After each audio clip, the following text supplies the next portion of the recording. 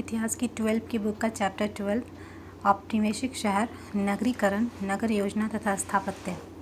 इस चैप्टर में हम देख रहे थे कि औपनिवेशिक काल में भारत में जो नगरीकरण की प्रक्रिया शुरू हुई उसके तहत भारत में मुख्यतः किन किन नगरों की स्थापना हुई।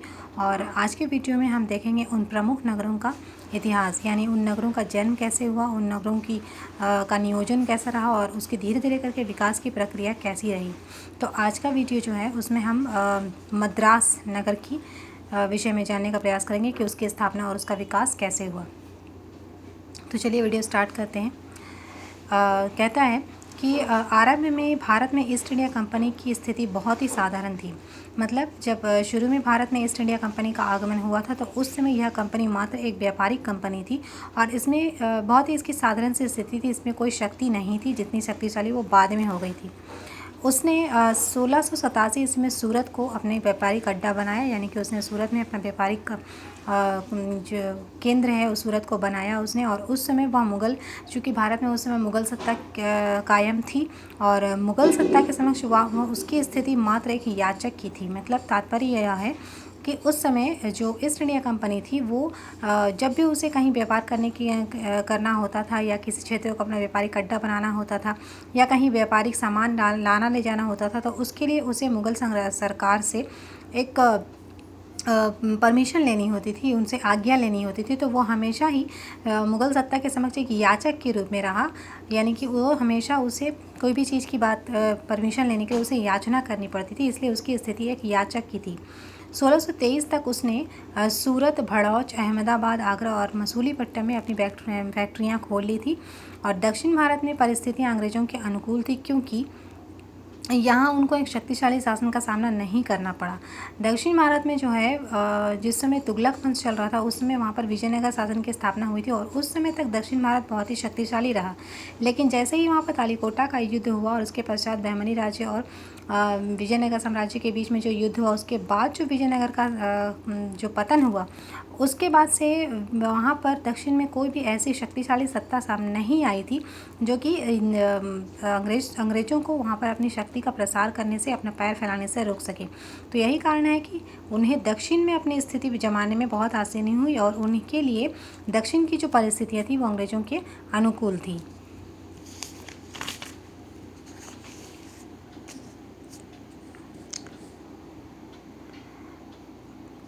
अंग्रेज़ों ने अपनी पहली फैक्ट्री जो है वो मसूलीपट्टनम में स्थापित की, जो कि दक्षिण में थी। बाद में जब मद्रास की भूमि स्थानीय शासक से पट्टे पर मिल गई तब कंपनी की फैक्ट्री मद्रास में स्थानांतरित हो गई और अंग्रेज़ों ने मद्रास को अपना केंद्र बना लिया।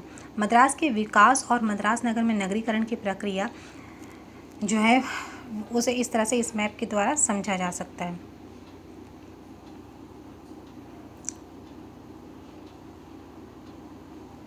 यहाँ के स्थानीय लोग जो थे वो चिन्नापट्टम के नाम से इसे संबोधित करते थे, जहाँ पर व्यापारिक कोठी खोली गई थी उसे। और फ्रांसीसियों की शत्रुता के कारण इस बस्ती की किलेबंदी की गई थी। जब हम नगरीकरण की विशेषता देख रहे थे उसमें हमने एक पॉइंट ये भी देखा था कि जो भी नगर इस समय बसाए गए वो एक किलेबंद नगर थे। और किलेबंदी करने का कारण क्या था कि उन्हें फ्रांसीसियों, जो कि उनके कॉम्पिटिटर थे, उनसे हमेशा खतरा बना रहता था। साथ ही साथ उन्हें मुग़लों का भी खतरा था, जो कि मुग़ल शासन यहाँ पर उस समय कायम था। इसलिए तो अपनी सुरक्षा की दृष्टि से उन्होंने हर एक जो जहाँ भी नगर बसाए उन नगरों की उन्होंने किलेबंदी कर रखी थी। तो इस किलेबंद कोठी का नाम पड़ा फोर्ट सेंट जॉर्ज। इसको याद कर लेना कि मद्रास में जो किलाबंदी की गई थी, मद्रास को किस नाम से जाना जाता था, तो वो होगा आपका फोर्ट सेंट जॉर्ज।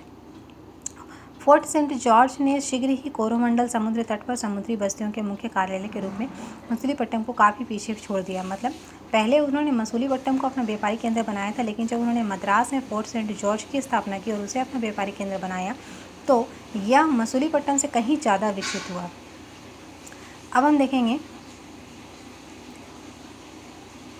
इनकी विशेषताएं।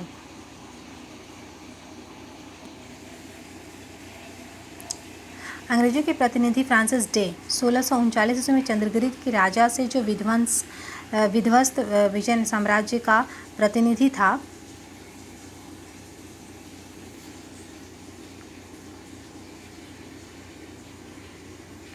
अंग्रेजों के प्रतिनिधि फ्रांसिस डे 1639 ईस्वी में चंद्रगिरी के राजा से जो विध्वस्त विजयनगर साम्राज्य का प्रतिनिधि था। मतलब जब विजयनगर साम्राज्य का विघटन हो चुका था तो उस बर्बाद हुए विजयनगर में वो एक प्रतिनिधि के रूप में जो है शासन कर रहा था, जिसका नाम था जो चंद्रगिरी के राजा थे वो।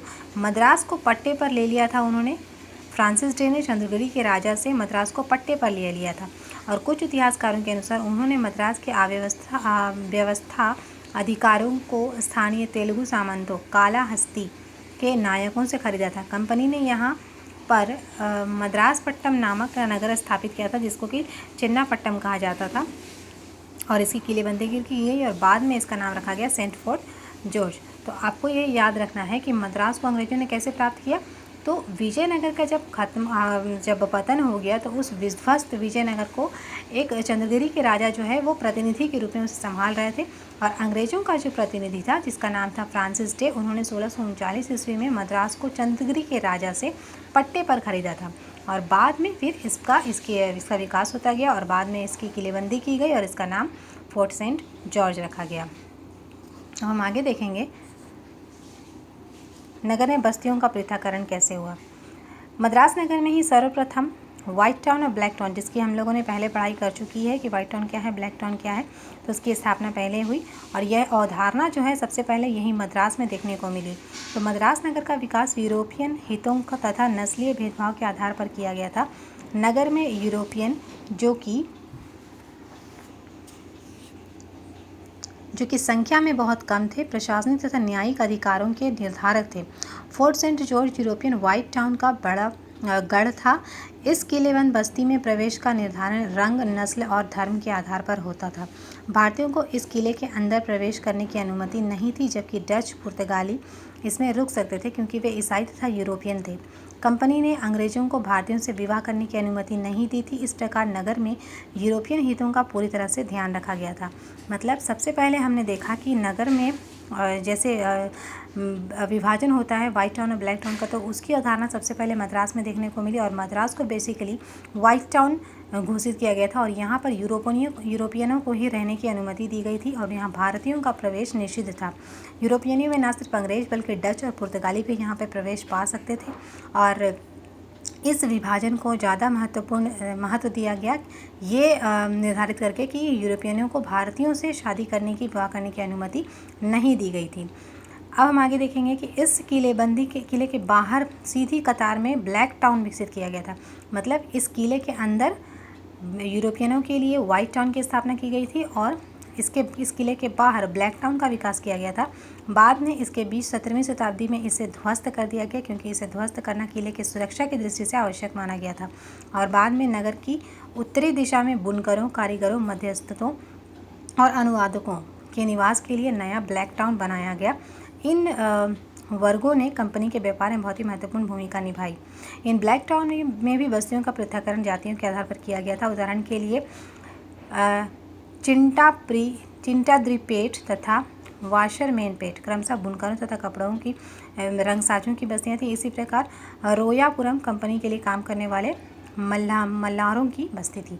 तो इस प्रकार हम देख रहे हैं कि मद्रास में सबसे पहले वाइट टाउन, ब्लैक टाउन की अवधारणा देखने को मिलती है और इसमें वाइट टाउन में यूरोपियनों को रहने की अनुमति थी, उन्हें भारतीयों के वहाँ प्रवेश की अनुमति नहीं दी गई थी, उन्हें भारतीयों से विवाह की अनुमति नहीं थी। और ठीक किले के बाहर जो है ब्लैक टाउन विकसित किया गया था, जहाँ पर कंपनी के में काम करने वाले बुनकरों, कारीगरों और अनुवादकों के लिए निवास बनाया गया था और इस ब्लैक टाउन में सिर्फ भारतीयों को रहने की अनुमति थी। हालांकि ये अंग्रेजों की किले जो फैक्ट्रियां थी उनके विकास में इनका महत्वपूर्ण योगदान था, तथापि इनके साथ ये भेदभाव किया जाता था।